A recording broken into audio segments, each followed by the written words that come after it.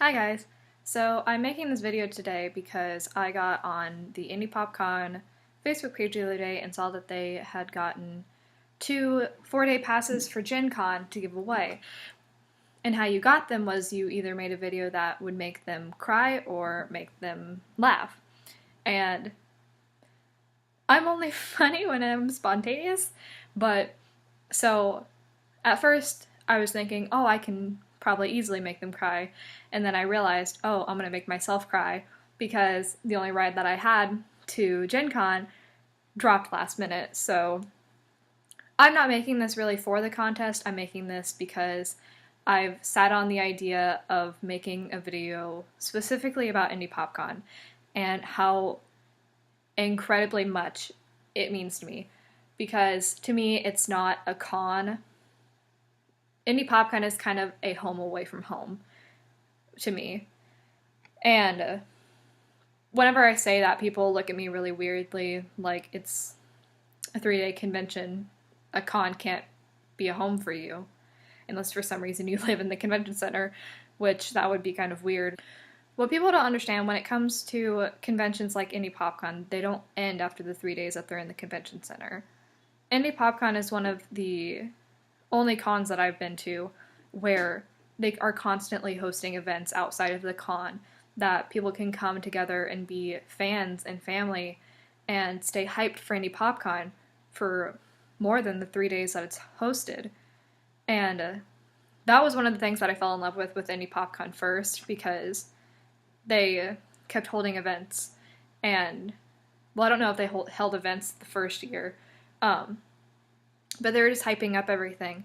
And it was so incredible to watch people get excited about it.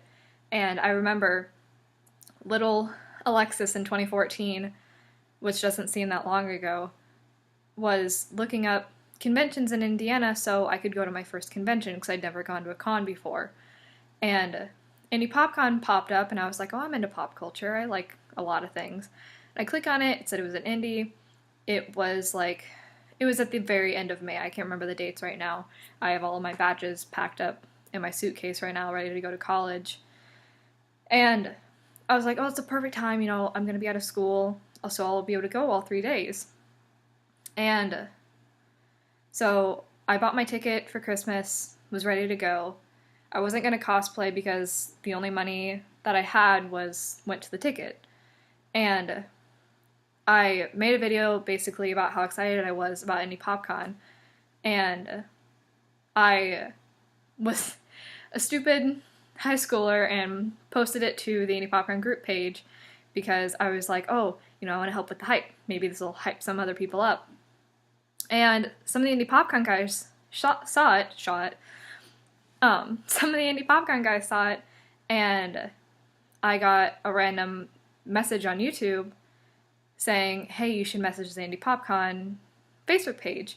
And so I did, and I don't remember if they gave me a phone number or asked me for my phone number, but they did that, and we had a conversation, and whoever I was on the phone with, I can't remember right now, asked me, how would you feel about winning a weekend badge to Indy Pop Con? And I was like, what do you mean?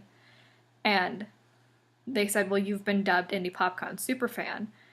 And I figured this was something every con did. This was my first con. I didn't understand it. And so I was like, yeah, that sounds freaking awesome.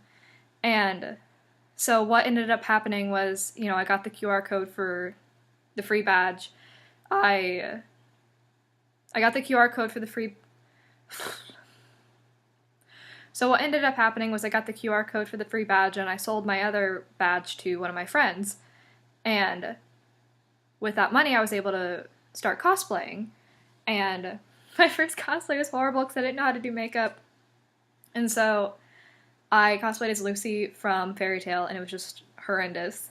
The costume itself still looks decent, but there's a reason it was kind of cheap. And that whole weekend was just amazing to me because everybody was so incredibly nice and so amazing.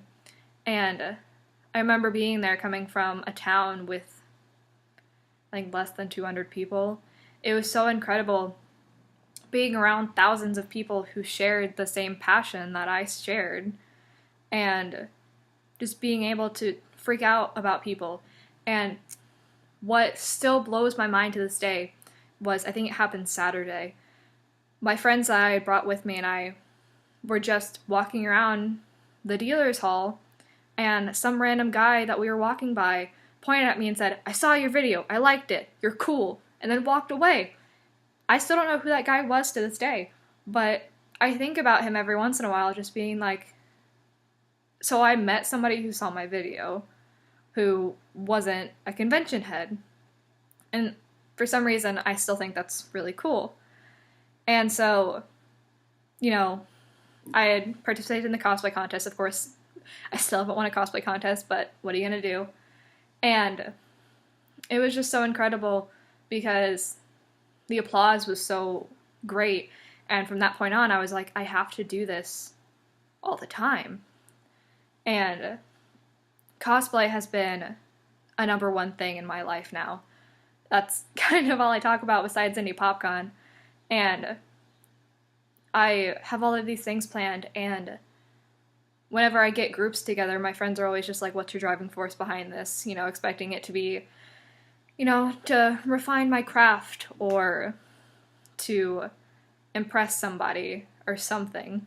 And my response is always, I want the Indy Pop Con staff to be impressed by their super fan. Or, you know what I mean. And people always get really confused when I say that, because I don't know if some people realize that I'm the same girl who was a super fan, because I was wearing a wig in the photos that they posted. And so some people still don't recognize me. And in my mind, you know, I guess the video impressed the Indy Pop Con guys at the time. And so my goal when it comes to Indy Pop Con is to continuously impress the Indy Pop Con heads, just so they know that their time wasn't wasted, because I've noticed that they spend a lot of time talking to me. I don't know if they really do that with a lot of other fans, but anyways, of course, Indy Pop Con this upcoming year will be on its 5th year, and it's still incredible to me that I've been going to cons and cosplaying for nearly 5 years. It makes me really happy. And I wouldn't have been able to do any of that if I didn't have Indy Pop Con. And another thing that Indy Pop Con helped me with was meet my absolute best friends. And how Indy Pop Con helped me do that is, one of my friends, my current friends, was doing an idea that she had for a possible documentary about Indiana cosplayers. And so I auditioned with it, and I was wearing the cosplay I wore at Indy Pop Con, and I talked about Indy Pop Con a lot in the video. And I ended up getting chosen for it. And I, of course, became really close with her, and I became really close with the other amateur male cosplayer that got chosen. And then, after about a year or two, I got really close with another one of her friends. And now we're all basically inseparable whenever we get together. And if I wouldn't have had the courage to audition for something like that if it wasn't for Indy Pop Con. The documentary still hasn't happened. It will happen. But it's just a funding thing. And a lot of emotions. But none of that would have been possible without Indy Pop Con, because through the years, because of Indy Pop Con, I say years as if it's been 50 like Gen Con, but yeah, through the years, because of Indy Pop Con, my confidence has grown tremendously. And the other reason why Indy Pop Con means so incredibly much to me is because of Indy Pop Con, I have gotten a lot of opportunities, mainly by them. And by this, I'm talking about, like, I've hosted quite a few panels with Indy Pop Con. I would say quite a few. Some people would be like, oh, that's a pathetic number. But I've hosted quite a few panels with Indy Pop Con. They've had me host two major events. One was the pajama party, which I'm hoping to get going again some point. It didn't happen this year just because it ran into the time of the masquerade. And which that gets upwards of 300 to 400 people every year. And then this year, I had posted on the Indy Pop Con group page talking about an event called a masquerade, which if you don't know what a masquerade is, it's basically like a talent show, essentially. And what you do is you dress up from certain characters from a TV show, a movie, a video game, and you can do anything from reenacting a scene from the movie or television show or video game, or you can sing a song or do a dance or just genuinely show some sort of talent and skill, and there are judges who judge you off of it. And I posted about how I think it would be awesome if Indy Pop Con had a masquerade, and I believe it was, I can't remember if it was Carl or Sean, I'm pretty sure it was Carl, commented and said, how would you feel about organizing and running it? And I was sitting in my environmental science class at college, just in shock. Because I knew that if I ended up doing this, it had to be a main stage event. And the thought of hosting a main stage event at my absolute favorite convention was just astounding to me. And so they hooked me up with this poor soul Jake, who I still feel bad about because I would constantly message him just asking questions, making sure everything was okay, asking about sound and mics and just different things like this, making sure that, oh, I have a girl who's throwing hula hoops, is there going to be enough space in the ceiling? I had a girl who wanted to get the lights off so she could show off her glow-in-the-dark costume, who ended up not coming to the con. And I just had to ask him all these different questions, and I felt so bad because I would compile them over a couple of days and just be like, okay, Jake, I have quite a few questions for you. Because I felt so bad, I didn't want to bother him every single day. But we got the event done, and Jake ended up being my co-host. Somehow, he just kind of jumped up on stage, and that happened. And I worked with 4 cosplayers that I admire so incredibly much. And it still boggles my mind that I worked with them, because I've known Mogshell and Lady Dragon for, I think, 2 years now. Not personally, of course, but known of them. And I've just admired their work for so long, and then Niku-chan is one of my best friends, and I knew as soon as I got, put on for this masquerade thing, one of the first questions I asked was, can I pick my own judges? And those 3 were the immediate ones I thought of. And then,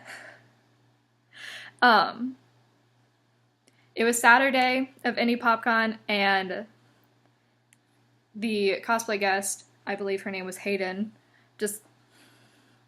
she was like, do you need any help? And I'm like, sure, why not? And she ended up being one of my judges. We crowned our first ever top 3 masquerade winners, and they were very well deserved. And everybody who participated and judged and showed up and helped this small town girl host her first ever big event at Indy Pop Con will always hold a special place in my heart. But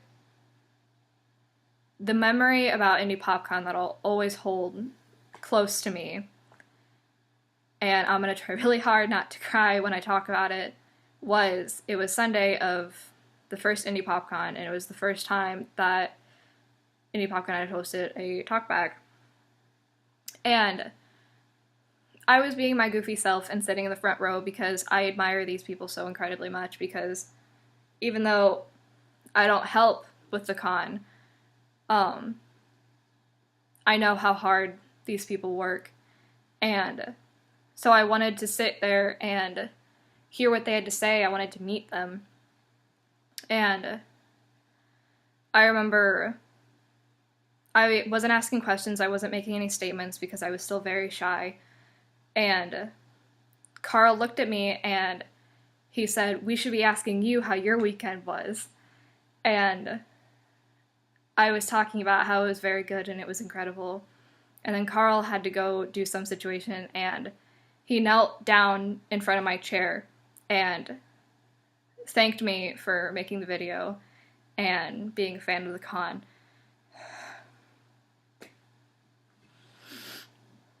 And it still means a lot to me just because I'm just a nerdy girl who didn't really have a place to go to express myself up until that point.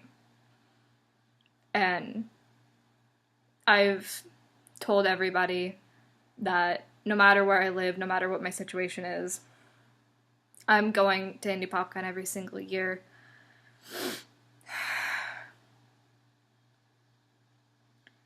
And because of that moment, even if I'm on my deathbed, somebody's gonna roll me in there because I have to see what these guys put on every single year.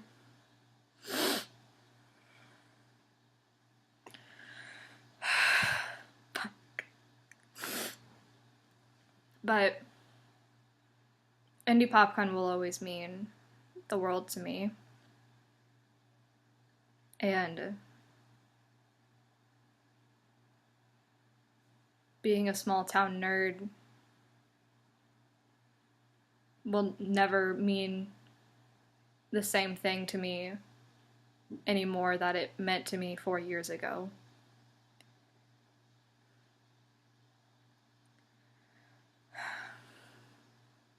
The Indy Pop Con guys are the main reason I go back to this con, because I know that even if I don't know any of the celebrities or, you know, no artists are going to be there that I know of, I know that it's going to be an absolutely incredible show because they wouldn't put it on if they weren't proud of it every single year.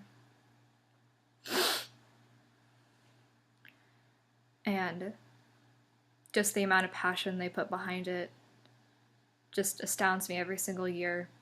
And they need to get more credit. They do. And I'll do everything in my power to make sure that they do. Because they do so much more than people believe them to do. And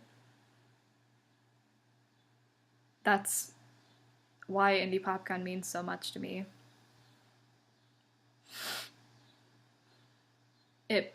It was basically the place and the people who helped me to realize that being who I am, I shouldn't be ashamed of.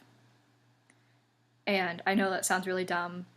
Like, why would a convention be the reason why you understand that you are who you are for a reason? But people don't realize that a convention is an extremely positive place. And up until that point, I didn't have that. And I didn't know up until that point if I was ever going to get a positive place. And just knowing every time that I get into a really negative situation, knowing that in a couple months I'm going to have my positive place back, or, you know, I just go on the Indy Pop Con page and I look up to see if there's any status updates, or I look through old photos and I remember that these are my people. If I'm around negative people who don't want to look at the positive, or they don't accept me for who I am, or they call me a weirdo or a freak, I just remind myself of all of the positive people that are a part of Indy Pop Con and that go to Indy Pop Con every single year. Every single one of them is so incredible and they're so accepting. And they're not there for themselves. It's it's a convention for the fans by the fans. That's the main motto they've ran by since the beginning. And that's still what happens.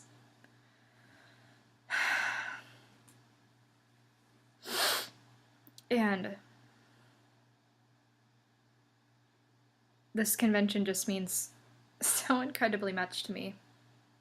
And I'll have to end this video soon because I don't know if a 70-hour panel just about Indy Pop Con would be enough for me to talk about how incredibly much it means to me, because I can go into details and situations about why it means so much to me and why I feel so incredibly safe and protected at that convention. Even when I see Carl, Sean, and Jake out and about at different conventions, I get so happy. I'm gonna tell one more story before I get off. I was hosting a panel at Anime Crossroads on Friday of the con, and Carl came in because I don't know if he'd heard of, because I don't remember if he'd heard I had a panel or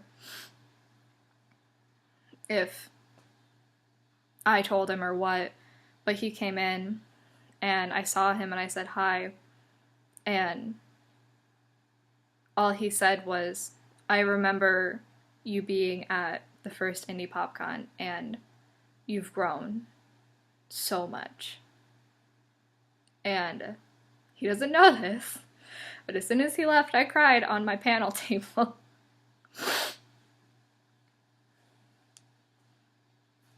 Those guys really don't get enough credit. They don't.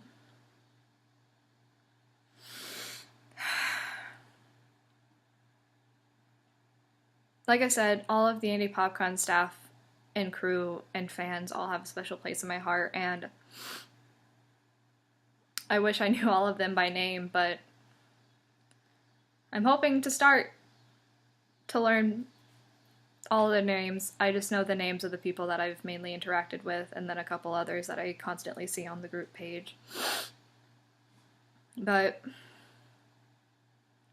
I guess I'll end the video here. It wasn't scripted or anything. I just had a couple notes on my phone. I only had 4 notes of what I was going to talk about, which I did, but in short, Indy Pop Con means a lot to me because it's a light in my life that I always have, even when I'm in a really dark place. But if the Indy Pop Con guys are watching this, I love all of you, and I can't wait to see you guys next year, and I hope I can keep making you guys proud. But anyways, I love you all so much, and I will talk to you guys later. Bye.